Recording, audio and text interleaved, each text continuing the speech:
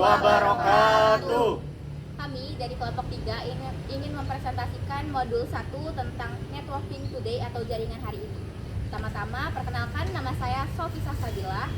Nama saya Muhammad Dafal Baru. Nama saya Hen Romzi. Nama saya Dia Zulafisa Riza. Nama saya Reza Unelia Saputri. Nama saya Tengku Gisya Gustianasya. Nama saya Muhammad Fahrul Nizar. Jadi di sini saya akan membacakan 1.0 adalah introduction atau pengenalan, yaitu mengapa mempelajari modul ini. Tujuannya untuk membangun fondasi karir di bidang teknologi informasi atau TI. Lalu apa yang akan dipelajari, yaitu pengaruh jaringan, yaitu bagaimana jaringan mengubah cara kita hidup sehari-hari. Lalu komponen jaringan, yaitu pengenalan perangkat host dan infrastruktur. Selanjutnya ada topologi dan representasi, yaitu memahami diagram dan struktur jaringan. Lalu ada juga koneksi internet, yaitu bagaimana LAN dan WAN terhubung ke internet. Selanjutnya adalah keandalan dan tren jaringan, yaitu jaringan Anda mempunyai 4 persyaratan dasar jaringan. Lalu ada tren masa kini, yaitu bring your own device, lalu kolaborasi online, lalu video dan cloud computing. Lalu keamanannya, yaitu mengenal ancaman dasar dan solusi jaringan, keamanan jaringan. Peluang karirnya, yaitu adalah prospek kerja profesional di bidang jaringan. Lalu di sini juga kita akan perkenalan tentang Cisco Packet Tracker, yaitu alat simulasi untuk merancang dan memodelkan jaringan nyata. Fitur utamanya adalah menambahkan dan menghubungkan perangkat, kabel atau nirkabel, lalu memilih, menghapus dan mengelompokkan komponen. Lalu selanjutnya adalah mengelola profil dan memodifikasi konfigurasi pengguna.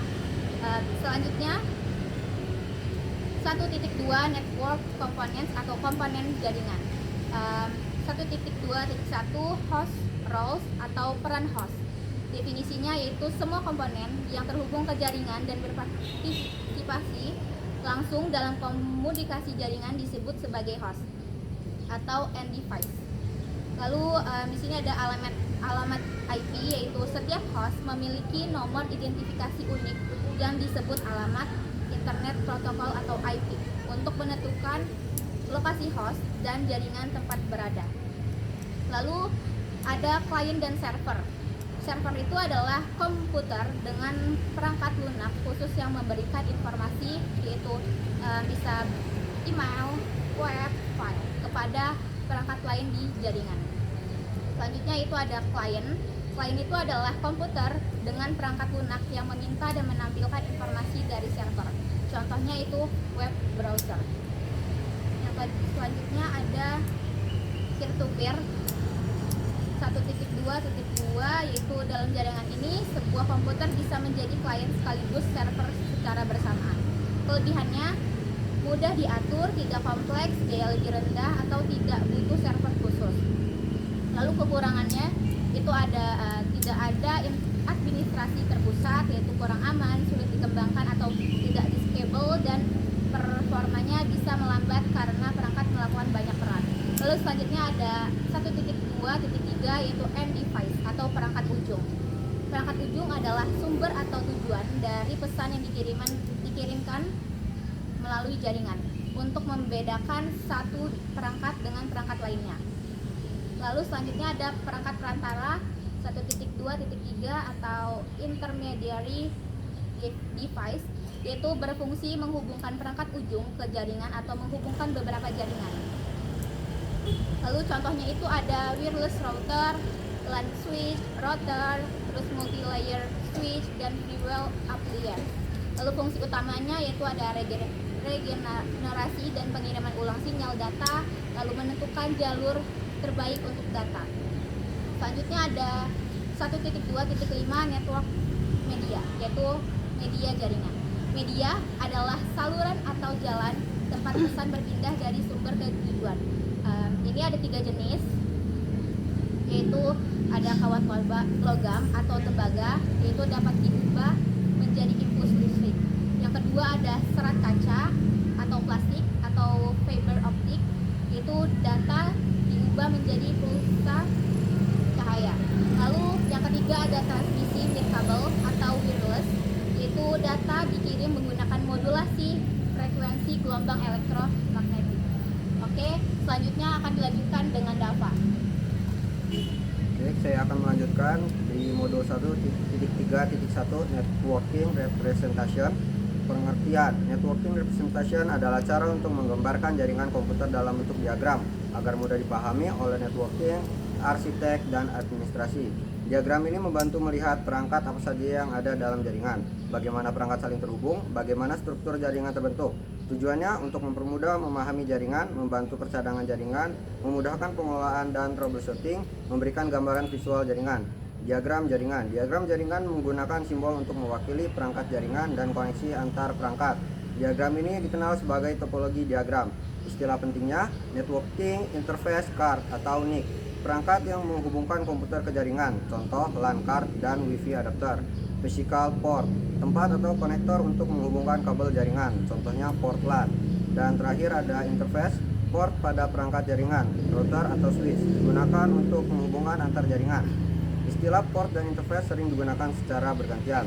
Lalu 1.3.2 Topologi diagram. Pengertian topologi diagram adalah diagram yang menunjukkan bagaimana perangkat dalam jaringan saling terhubung. Diagram ini menjadi dokumentasi penting dalam jaringan. Fungsinya memberikan gambaran visual jaringan, mempermudah memahami jaringan yang kompleks, membantu instalasi dan konfigurasi, memudahkan troubleshooting. Jenis topologi diagram. Physical topologi menunjukkan kondisi nyata jaringan, menampilkan lokasi perangkat, jalur kabel, dan menempatkan perangkat. Fungsinya digunakan saat pemasangan jaringan, membantu teknisi memperbaiki jaringan. Fokusnya letak fisik perangkat. Logika topologi menunjukkan cara perangkat paling terhubung dan berkomunikasi, menampilkan koneksi antara perangkat, alur data, IP address, atau network. Fungsinya membantu memahami konfigurasi data, digunakan untuk konfigurasi jaringan, membantu troubleshooting. Berfokus pada alur data dalam jaringan. Perbedaan fisikal dan logikal. Fisikal topologi menunjukkan kondisi nyata, sedangkan logikal topologi menunjukkan koneksi logika. Fisikal topologi ada lokasi dan kabel, sedangkan logikal topologi tidak fokus lokasi. Fisikal topologi untuk menginstalasi, sedangkan logikal topologi untuk analisis. Fisikal topologi fokus perangkat fisik, sedangkan logikal topologi fokus komunikasi data. Selanjutnya 1.3.3 Kesimpulan dan pemahaman umum. Ringkasan init networking repository digunakan untuk menggambarkan jaringan dalam bentuk diagram. Diagram tersebut disebut topologi diagram. Topologi diagram sangat penting dalam dokumentasi jaringan. Konsep utama, jaringan harus divisualisasikan agar mudah dipahami. Ada dua jenis topologi utama. Yang pertama, physical topologi, menggambarkan kondisi nyata jaringan. Yang kedua, logical topologi, menggambarkan alur komunikasi data. Pentingnya dalam dunia nyata, digunakan oleh teknisi dan administrasi jaringan, membantu dalam merancang jaringan, instalasi, konfigurasi, dan troubleshooting. Kesimpulan akhir, untuk memahami jaringan dengan baik diperlukan dua sudut pandang. Fisik atau fisikal, melihat perangkat secara nyata. Logis, logikal, memahami bagaimana data mengalir. Keduanya saling melengkapi dan tidak bisa dipisahkan dalam pengelolaan jaringan. Sekian, terima kasih. Selanjutnya akan dilanjutkan dengan Romzi. Saya akan membacakan tentang 1.4 yaitu jenis-jenis pada jaringan. Setelah itu ada 1.4.1 Network of many size, jaringan dengan berbagai ukuran. Jaringan komputer memiliki ukuran dan fungsi yang berbeda-beda tergantung kebutuhan. Jenis-jenis jaringan yang pertama ada small home network, digunakan di rumah, menghubungkan perangkat seperti laptop, HP, printer, atau TV. Setelah itu yang kedua ada SOHO small office atau home office, digunakan untuk bisnis kecil atau kerja dari rumah, mendukung berbagai data printer dan internet. Yang ketiga ada medium to large network, digunakan oleh perusahaan besar, memiliki banyak pengguna dan perangkat, biasanya menggunakan server khusus. Yang keempat yaitu ada worldwide network, internet, jaringan terbesar global, menghubungkan jutaan jaringan di seluruh dunia.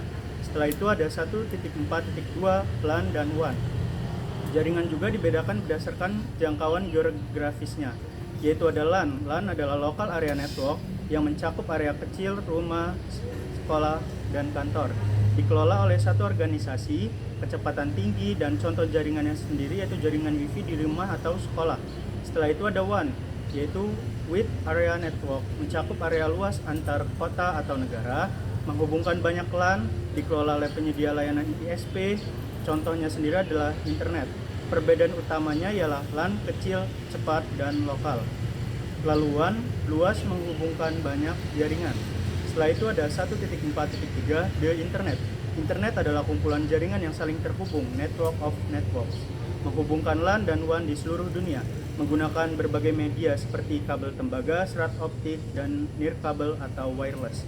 Karakteristiknya sendiri tidak dimiliki satu orang atau organisasi, diatur oleh berbagai organisasi seperti Internet Engineering Task Force, ICANN, Internet Architecture Board. Fungsinya sendiri komunikasi global, akses informasi, berbagi data. Setelah itu ada 1.4.4 Internet and Externet. Internet yaitu jaringan privat milik organisasi, hanya bisa diakses oleh anggota internal atau pegawai, digunakan untuk berbagi dokumen dan sistem internal perusahaan. Externet yaitu jaringan yang memberikan akses terbatas ke pihak luar, digunakan untuk kerjasama dengan supplier, pelanggan, dan mitra bisnis. Contohnya sendiri seperti rumah sakit, dokter akses sistem jadwal, lalu ada perusahaan, supplier akses data tertentu. Intinya internet internal saja dan externet internal tambah pihak luar terbatas. Yang terakhir ada 1.4.5 ringkasan konsep jaringan secara umum. Bagian ini merangkum konsep penting jaringan seperti fungsi utama jaringan, yaitu berbagai sumber daya printer, file internet, komunikasi email, chat, video call. Lalu ada akses informasi. Komponen pentingnya sendiri ada perangkat komputer server router, media transmisi berisi kabel wireless, protokol berisi aturan komunikasi. Kesimpulannya untuk 1.4 yaitu jaringan komputer memungkinkan perangkat saling terhubung dan bekerjasama dari skala kecil rumah hingga global internet. Sekian, terima kasih. Selanjutnya masuk ke 1.5. Teknologi akses internet. Teknologi akses internet adalah cara pengguna atau organisasi terhubung ke internet melalui ISP. Contohnya kabel broadband, DSL, one kabel, dan layanan seluler.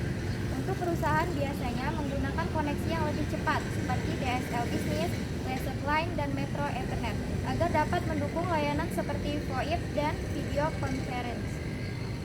1.5.2 Koneksi internet rumah dan kantor kecil. Koneksi yang umum digunakan yaitu kabel cepat melalui kabel TV atau DSL, melalui telepon dan selalu aktif, seluler, jaringan ponsel satelit. Untuk daerah terpencil dan dial-up, kecepatan rendah menggunakan modem. 1.5.3 Koneksi internet bisnis. Perusahaan membutuhkan koneksi yang cepat dan stabil. Pilihannya antara lain Loset Line untuk koneksi khusus antar kantor, Metro Ethernet untuk memperluas jaringan, SDSL dengan kecepatan upload. 1.5.4 Jaringan konvergensi. Jaringan konvergensi adalah satu jaringan yang dapat mengirimkan data suara dan video. Selanjutnya akan dilanjutkan oleh Reza Aurel.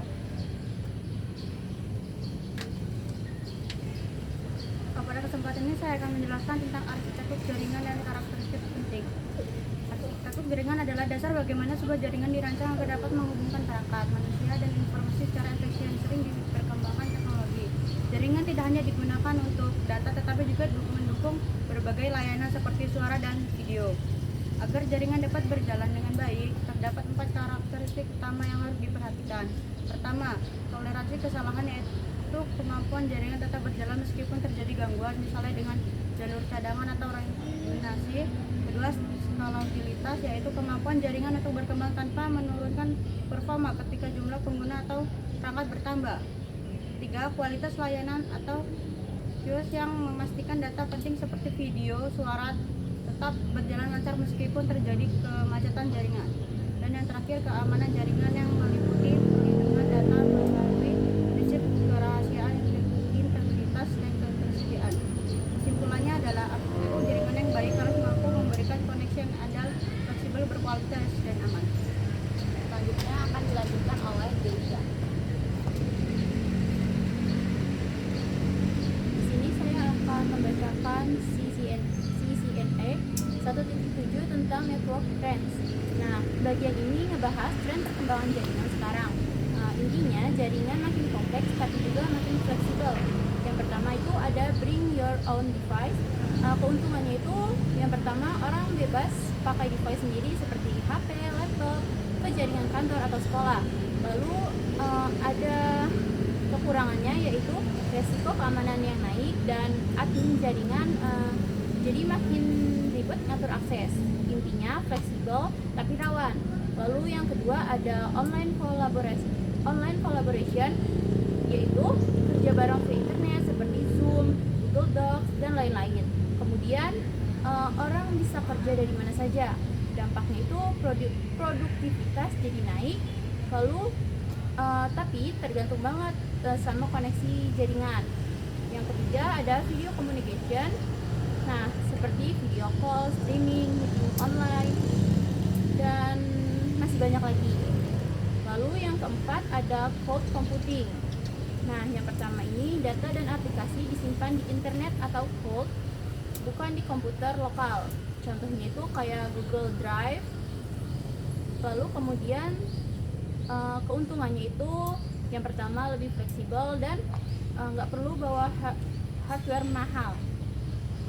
Kemudian yang kelima ada big data, data jumlah besar dari user, sensor dan lain-lain, dipakai buat analisis, prediksi, pengambilan keputusan. Nah, masalahnya ini butuh sistem dan jaringan yang kuat.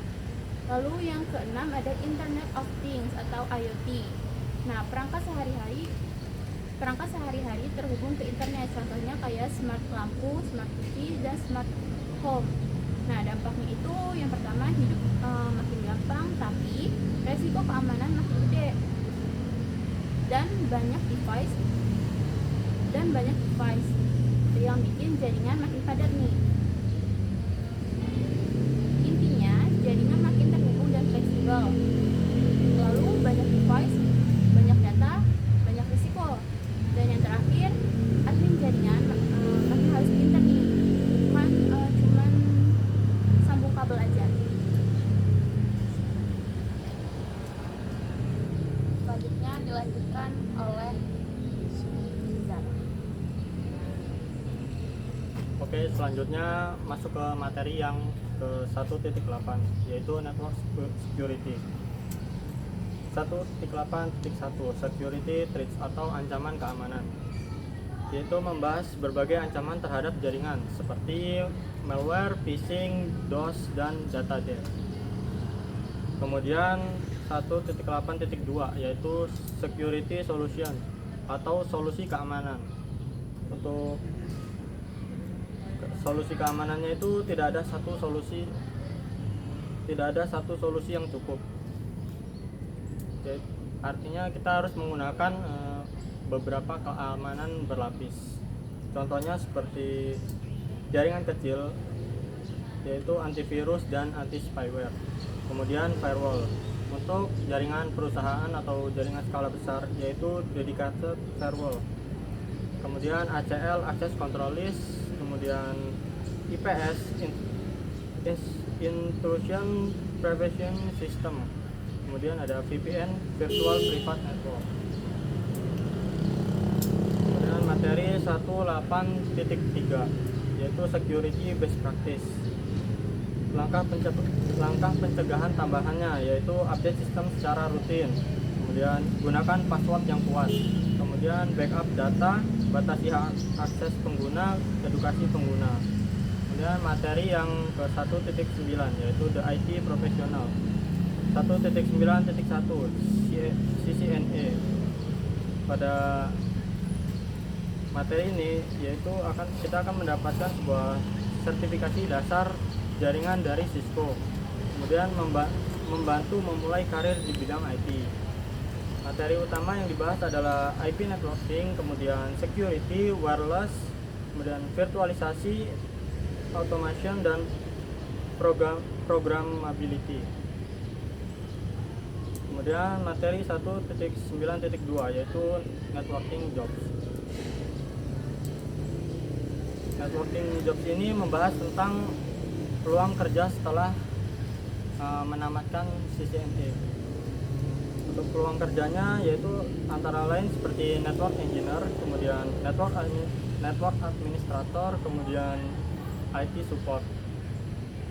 Untuk cara mencari kerjanya kita bisa menggunakan Netacad Career, kemudian Cisco Talent Bright, kemudian website lowongan kerja.